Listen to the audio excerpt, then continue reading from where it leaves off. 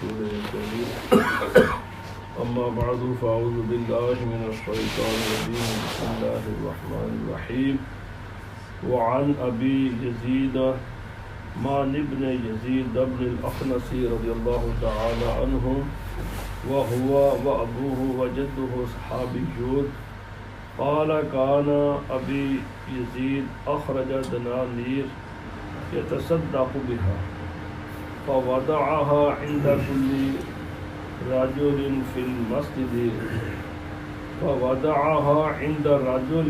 المسجد فجئت فأخذتها فأتيته بها فقال والله ما إياك أردت فخاصمته إلى رسول الله صلى الله عليه وسلم فقال لك ما نويت يا يزيد وَلَكَ مَا أَخَذْتَ يَا مَعَنْ صدق النبي الكريم رواه البخاري إن الله وملائكته يصلون على النبي يا أيها الذين آمنوا صلوا عليه وسلموا تسليما اللهم صل على سيدنا ومولانا محمد وعلى آله وأصحابه سيدنا ومولانا محمد وبارك وسلم عليه والصلاة والسلام عليك يا سيدي يا رسول الله وعلى آلك وصحبك يا سيدي يا حبيب الله. حضرت ابو یزید معن بن یزید بن اخنس رضی اللہ تعالی عنہم،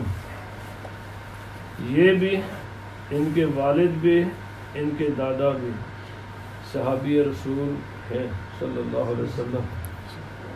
اسی لیے انہوں نے اشارہ کیا کہ جب ایک صحابی کا ذکر ہوگا سند میں تو کہا جائے گا رضی اللہ تعالی عنہ، جب دو صحابیوں کا ذکر ہوگا تو کہا جائے گا رضی اللہ تعالی عنہما، اور جب دو سے زائد کا ذکر ہوگا یعنی تین یا اس سے زیادہ تو پھر کہا جائے گا رضی اللہ تعالی عنہ. اگر راویہ یعنی صحابیہ ہیں تو پھر کہا جائے گا رضی اللہ تعالی عنہا، دو ہوں گی تو رضی اللہ تعالی عنہما، دو سے زائد ہوں تو رضی اللہ تعالی عنہن.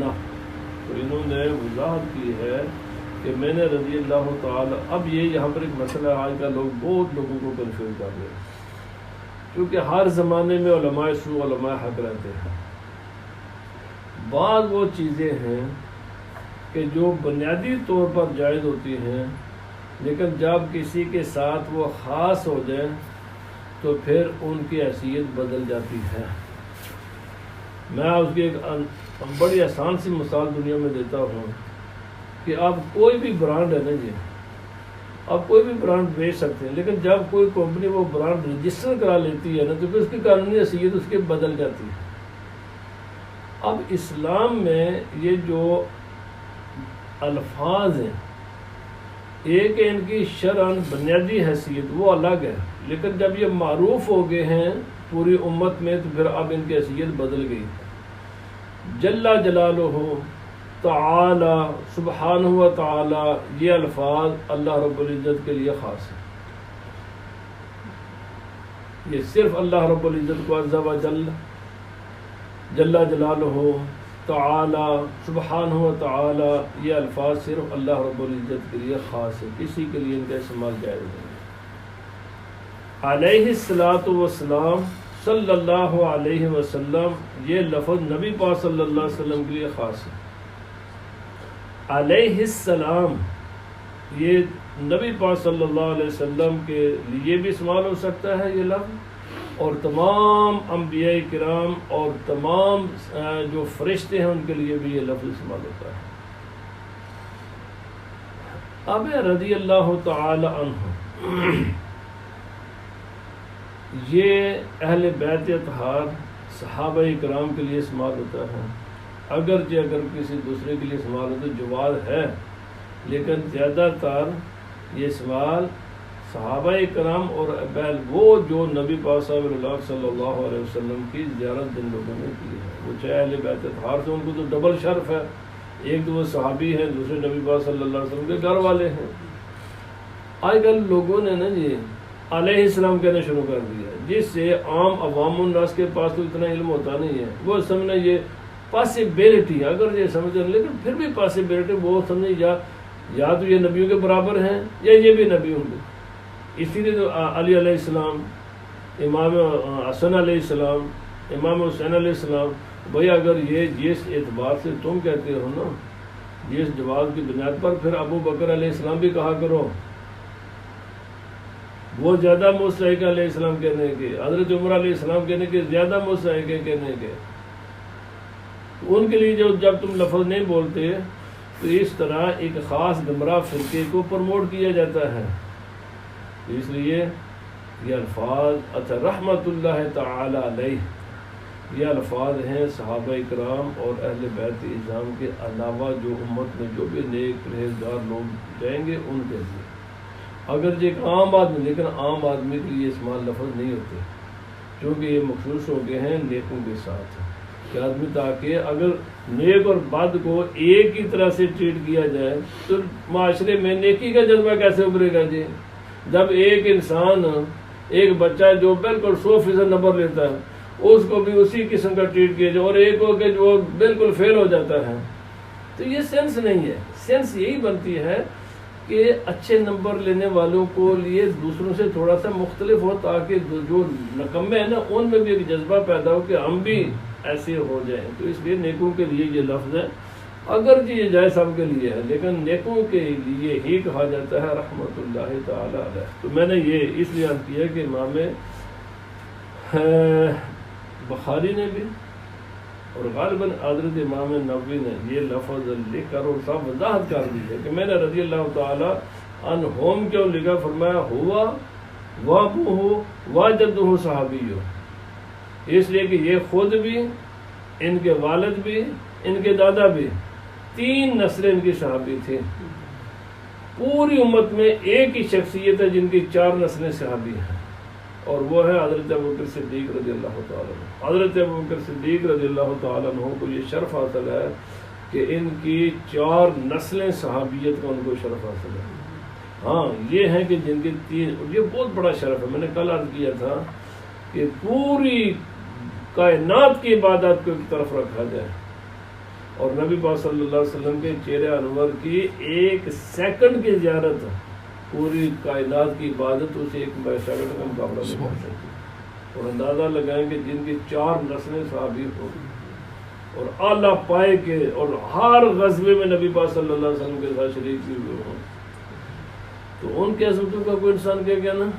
اور اول تا آخر، یعنی سب سے روز اول جب نبی پاک صلی اللہ علیہ وسلم نے جیسے ہی بتایا کہ اللہ نے مجھ پہ یہ وحی نازل کی ہے، رسالت کا ذمہ داری مجھ پر ڈالی ہے اللہ تعالیٰ نے، سیدنا صدیق اکبر رضی اللہ تعالیٰ عنہ نے بلا ہچکچاہٹ قبول کیا اور کب تک سرکار کی نبھایا یہ ساتھ آخری نبی پاک صلی اللہ علیہ وسلم، اور پھر آج بھی نبی پاک صلی اللہ علیہ وسلم کے ساتھ دن ہم نبرہ میں ہیں.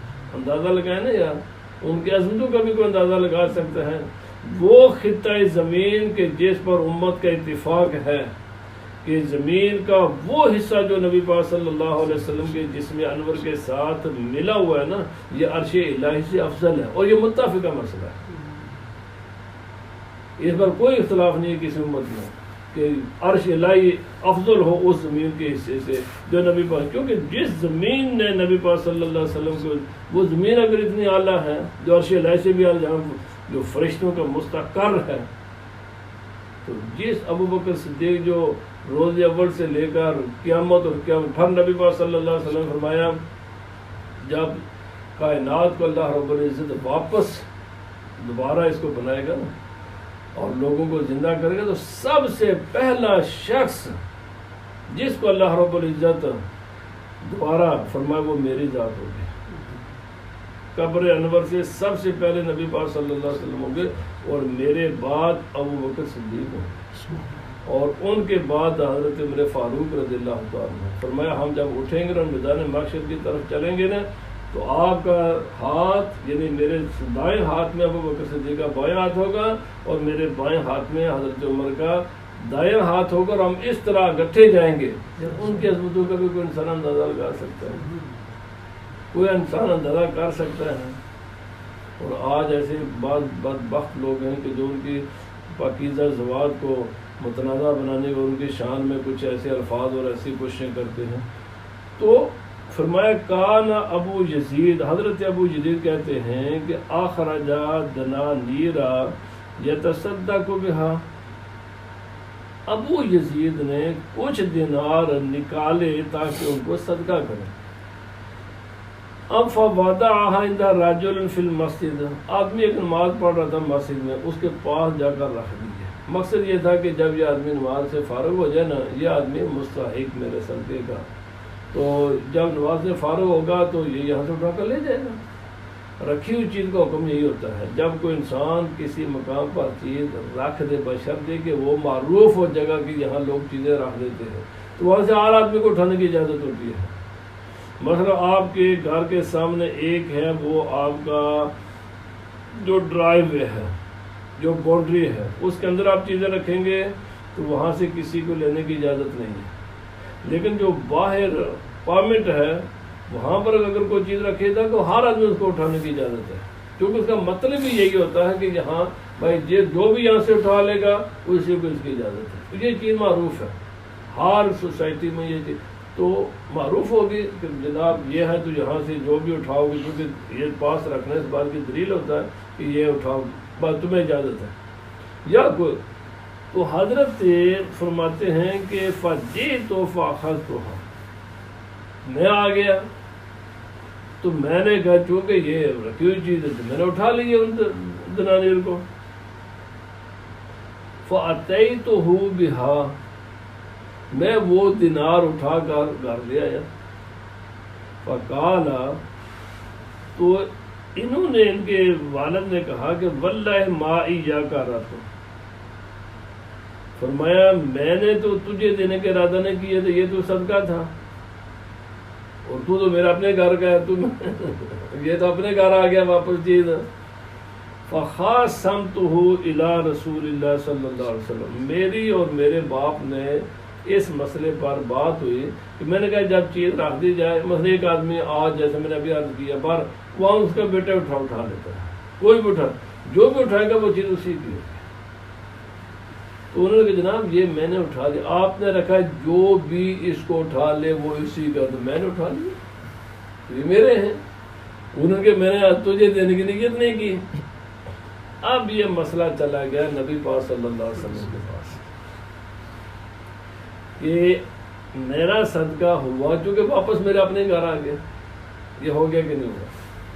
تو نبی پاک صلی اللہ علیہ وسلم فرمایا لاکا ما نویت یا یزید، اے یزید جو تو نے جس نیت کے ساتھ وہاں رکھے وہ نیت تھی صدقے کی، تو وہ اللہ نے تجھے اس صدقے کا ثواب عطا کر دیا، مل گیا. جب اللہ کیا وہ صدقہ تیرا ہو گیا.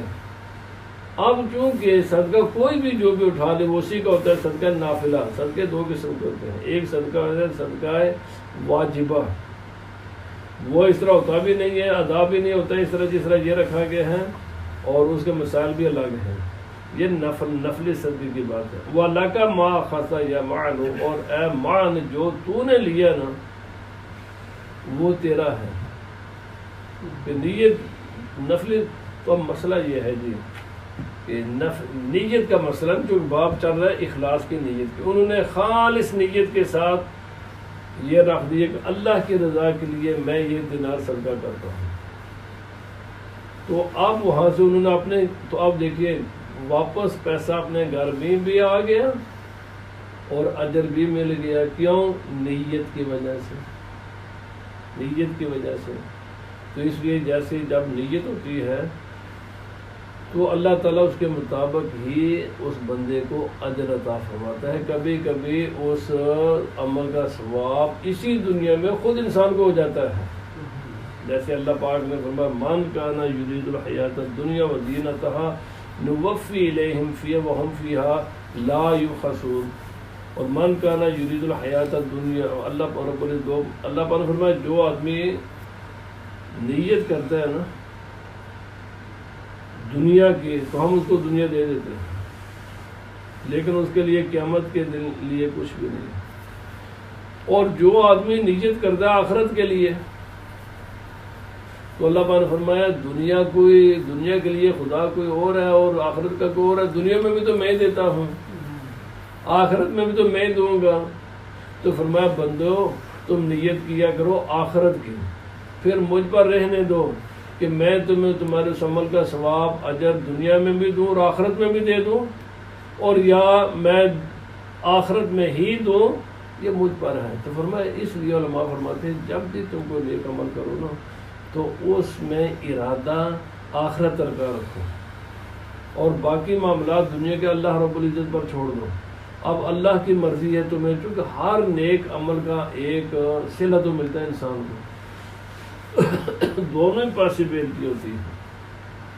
اس نیک عمل کا صلہ بندے کو اللہ تعالیٰ دنیا میں بھی دے آخرت کو بھی دے.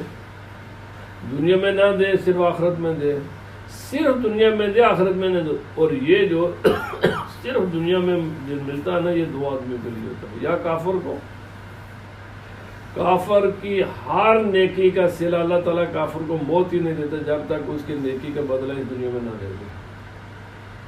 کافر کے ہر نیکی، وہ بھی جتنے بھی نیک عمل کریں گے نا ان کو صلہ ملتا ہے. اللہ تعالیٰ کسی کا صلہ یعنی اللہ تعالیٰ کسی سے ظلم نہیں فرماتا، کسی سے بھی جو بھی کوئی عمل کرے گا اس کا صلہ اس کو بھی ملے گا. کافر کو اللہ رب العزت اسی دنیا میں دے دیتا ہے، موت سے پہلے اس کا صلہ سے مل جاتا ہے، لیکن اس کے لیے آخرت میں کچھ بھی نہیں. مومن کے معاملات دو ہیں. اگر وہ ریاکاری کے ساتھ کرے گا، دکھلاوے کے لیے کرے، دنیا کے لیے کرے، تو اللہ تعالیٰ اس کا صلہ دنیا میں اس کو دے دیتا ہے اور آخرت میں اس کے لیے کچھ بھی نہیں ہے. جب ایک انسان آخرت کے لیے اللہ کے رضا کے لیے کرے، یہ اللہ کی مشیت ہے کہ اس کا صلہ دنیا میں بھی دے اور آخرت کو بھی دے. جیسے صحابہ کرام نے اسلام کی خدمت کی اللہ کے رضا کے لیے، لیکن ان کو اللہ رب العزت نے اتنا صلہ دیا. آپ اندازہ لگیں، حدیث پاک میں آتا ہے ایک صحابی ہیں حضرت عبداللہ بن زبیر یا کچھ اور صحابی ہیں اس میں کہ انہوں نے جب یعنی دولت کا یہ حال تھا کہ جب ان کو صرف حق مہر ان کی بیوی کو دیا گیا تھا نا، صرف حق مہر جو وراثت تقسیم کرنے سے پہلے دینا ضروری ہوتا ہے، وراثت بعد میں تقسیم ہوتی ہے، تو آج کے کرنسی میں وہی اربوں کے حساب سے تھا، یعنی بلین کے حساب سے اس کا حق مہر ہی تھا ان کی زوجہ محترمہ کا. باقی تو جائیداد جانے دیں نا اللہ کا. صحابہ کرام کہتا میں علام رویا کرتے تھے، ڈرا کرتے تھے خدا تعالیٰ سے، یا اللہ پاک ہم نے تو تیرے دین کی خدمت کی ہے تیری رضا کے لیے، اور تو نے ہمیں اتنا دنیا میں نواز دیا کہ شاید ہمیں اللہ تعالیٰ قیامت کے دن کچھ نہ دے. یہ اللہ کی مرضی ہے. اب یہ دیکھیے جو بھی انسان اللہ کی رضا کی نیت کر لے اللہ تعالیٰ اس کو دنیا بھی دیتا ہے آخرت بھی دیتا ہے. جو نیت تو اب دیکھیے یہ اب اللہ کی مرضی، اب یعنی اب یہی صحابہ کرام کی یہ اخلاص کا نتیجہ یہ تھا کہ ٹھیک 100 سال بعد، کیونکہ حضرت عمر بن عبدالعزیز رضی اللہ تعالیٰ عنہ کا زمانہ 99 ہجری ہے، تو پھر آپ 2.5 سال آپ کے زمانہ خلافت ہے، پھر آپ کا شہادت ہوئی. آپ کے زمانے اقدس میں لوگ پیسے اپنے ہاتھوں میں لیتے اور تلاش کرتے کہ کوئی زکوٰۃ کا مستحق مل جائے. اتنی بڑی حکومت 50 تقریباً آج کے زمانے میں جب وہ چھوٹے چھوٹے یہ ملک بنے ہیں تو آج یہ کوئی 40-50 ملک ہیں. ان 40-50 ملکوں پر ایک انسان کی حکومت تھی، حضرت عمر بن عبدالعزیز، اور پورے ملک میں تلاش کیا جاتا تھا کہ کوئی آدمی زکوٰۃ کا مستحق مل جائے اور ہم اس کی زکوٰۃ دے کر اپنی زکوٰۃ ادا کریں. جب کسی سے پوچھا جاتا وہ کہتے جس پریشانی میں تم مبتلا ہونا اسی پریشانی میں بھی ہوں. دینے والے سب تھے، لینے والا کوئی نہیں تھا. یہ اللہ تعالیٰ نے صلہ دیا ان قربانیوں کا جو انہوں نے اسلام کے لیے دی. آج بھی ہمارے لوگ کہتے ہیں یہ کچھ بھی نہیں ہوتا. جب انسان اللہ کے رضا کے لیے کھڑا ہو جائے نا تو اللہ پاک نے فرمایا ولو ان اہل الارض اللہ پاک نے فرمایا کہ زمین والے ایمان لے آئے نا مجھ پر پراپر اور تقوی اختیار کر لیں، پھر اوپر سے بھی جو کچھ آئے گا وہ دولت ہی برسے گی، نیچے سے بھی جو کچھ نکلے گا وہ دولت ہی نکلے گی۔ قرآن پاک میں اللہ پاک نے 2 جگہ پر فرمایا لآکل من فوق ومن تحت ارجلہم، اوپر سے بھی نیچے سے بھی ہر طرف دولت ہی دولت کے چشمے جاری ہو جائیں گے، پر شرط یہ ہے کہ پہلے میری کتاب پر عمل کرو، پہلے اس پر ایمان لے کر آؤ۔ جو لائے ان کے لیے تو کوئی دنیا میں کسی چیز کے اللہ تعالیٰ نے نہ عزت کی کمی چھوڑی، نہ دولت کی کمی چھوڑی، نہ کسی بھی چیز کی کمی نہیں چھوڑی اللہ رب العزت نے۔